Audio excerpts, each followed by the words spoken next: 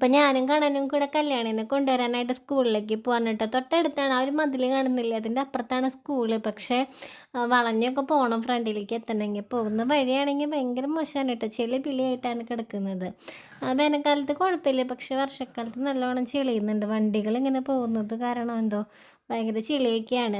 അപ്പോൾ കണ്ണനെടുത്ത് അതിൽ കൂടെ പോകുമ്പോഴേ സൂക്ഷിച്ച് പോയില്ലെങ്കിൽ പണി കിട്ടും കേട്ടോ. അപ്പോൾ ഞങ്ങൾ ഇന്ന് ഇത്തിരി നേരത്തെ എത്തിയിട്ടുണ്ടായിരുന്നു. അല്ലെങ്കിൽ ഞാൻ ബെല്ലടിക്കുന്ന സൗണ്ട് കേൾക്കുമ്പോഴേക്ക് ചിലപ്പോൾ വീട്ടിൽ നിന്ന് ഇറങ്ങുള്ളൂ. അപ്പോൾ ജനഗണമനയൊക്കെ പാടിക്കഴിയുമ്പോഴേക്കും ഞാൻ അവിടെ എത്തും. അപ്പോൾ കണ്ണനാണെങ്കിൽ അവിടെ ബെല്ലടിക്കുന്നത് കേട്ടിട്ട് തോളിൽ കിടന്നിട്ട് ഭയങ്കര ചിരിയൊക്കെ ആയിരുന്നു കേട്ടോ. അപ്പോൾ കല്യാണി ഞങ്ങളെ കാണുമ്പോൾ അവിടെ നിന്ന് ഇങ്ങനെ ഓടിയൊരു വരവുണ്ട് കേട്ടോ. പക്ഷെ ഇന്ന് എന്താ ആൾ ഓടുന്നില്ല, ആൾക്ക് തിരിച്ച് ചുമയും കപക്കെട്ടൊക്കെ ഉണ്ട്. പിന്നെ ഞാൻ പറഞ്ഞിട്ടുണ്ട് അവളുടെ അടുത്ത് ഓടരുത്, അവിടെ ചെളിയൊക്കെ ഉണ്ടാവും, വഴിക്കൊക്കെ വീഴും എന്നൊക്കെ പറഞ്ഞത് കാരണം ആൾ ഇന്ന് ഡീസൻ്റായിട്ട് നടന്നൊക്കെയാണ് കേട്ടോ വരുന്നത്. അപ്പോൾ ആ ഒരു ഓടിയുള്ള വരവ് കാണുമ്പോഴേ എനിക്ക് ഇന്നിപ്പോൾ ഓടിയിട്ടില്ല, അല്ലെങ്കിൽ അങ്ങനെയാണ്, എന്നെ കാണുമ്പോൾ അവിടെ നിന്നൊരു ഓട്ടം ഉണ്ട് കേട്ടോ. ആ ഓട്ടം ഓടി ഇങ്ങനെ വരുന്നത് കാണുമ്പോൾ ഭയങ്കര എന്തോ ഒരു സന്തോഷമാണ് കേട്ടോ നമുക്ക് മനസ്സിൽ. അപ്പോൾ സ്കൂളിലത്തെ വിശേഷങ്ങളൊക്കെ പറയാൻ കേട്ടോ പോകുന്ന വഴിക്ക്.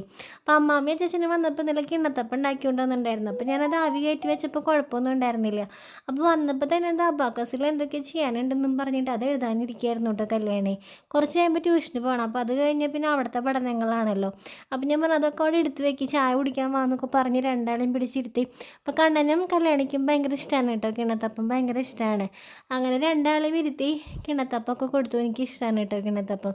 അങ്ങനെ ഞങ്ങൾ മൂന്നാളും കൂടി ഇരുന്ന് ചായയൊക്കെ കുടിച്ചു കേട്ടോ.